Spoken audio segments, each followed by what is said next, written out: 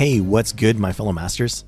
Just a relatively quick and crude video here covering the Chaldea Broadcast Volume 16 stream that just ended not too long ago, and there was quite a bit to unpack.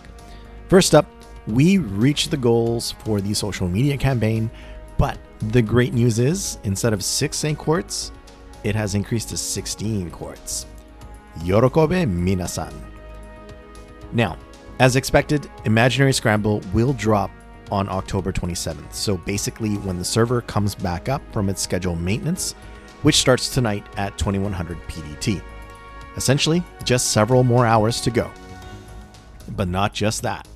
Tons of quality of life updates were announced, or rather, there were too many for the host to actually discuss. They were pressed for time. It was a live stream. But lots of exciting stuff that many of us have been eagerly waiting for. So please bear with me as I go through the list.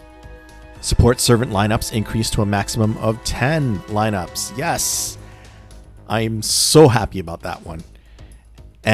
Essentially, you will have up to 3 lineups each that can be set as normal and for events. So it'll finally be easier to find that Scotty support that you actually want to use in the sea of Castoria, which is currently the case.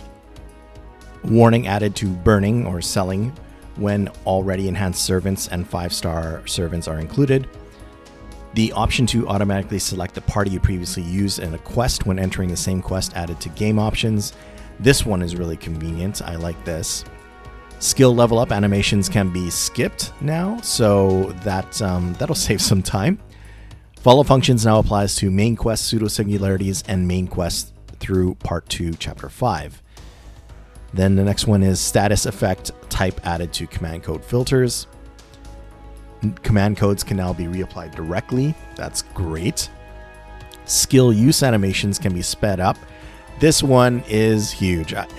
Tons have been waiting for this. This will speed up farming so much. Almost like by half or something like that. I just know that the videos went from like 2.5 minutes for like a simple farming demonstrations, a 3-turn farming demonstration, to like a minute and a bit, possibly a minute and a half. Just, depends on how fast you tap or something like that. But this is great. I'm sure everyone's really excited about this. I am for sure. Screen resolution settings can be added to game options. That's cool. Append skill enhancement and servant noble phantasm enhancement animations can be skipped. So again, that will save some time. Enemies that fulfill event mission requirements will be displayed on quest boards. That will be quite helpful.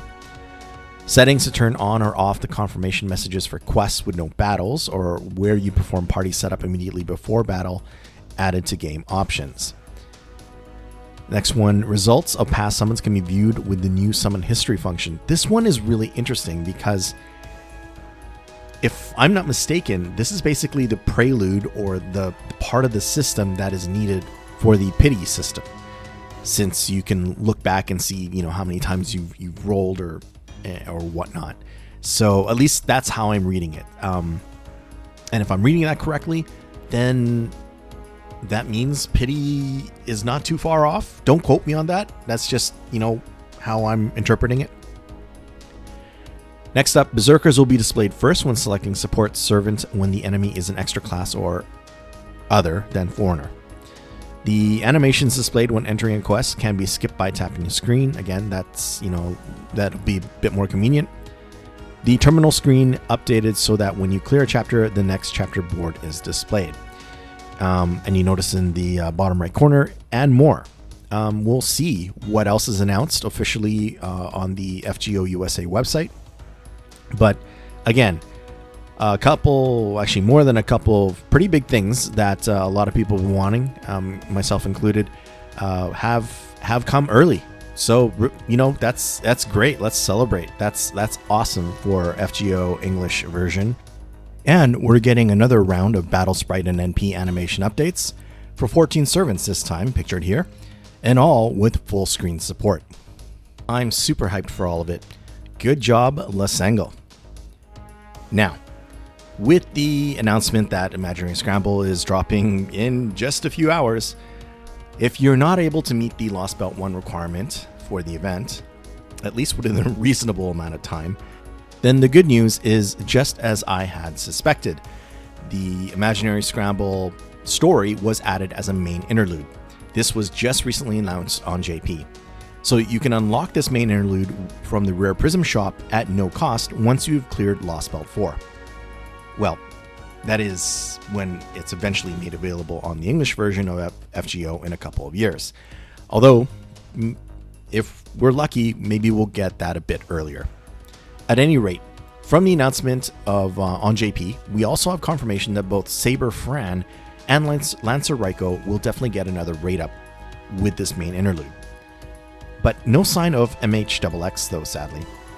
But it's always good to know there will be another opportunity for Raiko and Fran. Oh, and naturally Nemo and Van Gogh are on the Imaginary Scramble main interlude banner as well. Well, that's all the key points I wanted to bring up from the Chaldea Broadcast and related announcements on JP. I'm just in the midst of putting together the guide for Imaginary Scramble for the event, so rest assured it will come out. It just may be a little bit after the event starts, but please look forward to it. Many thanks for watching, and cheers everyone.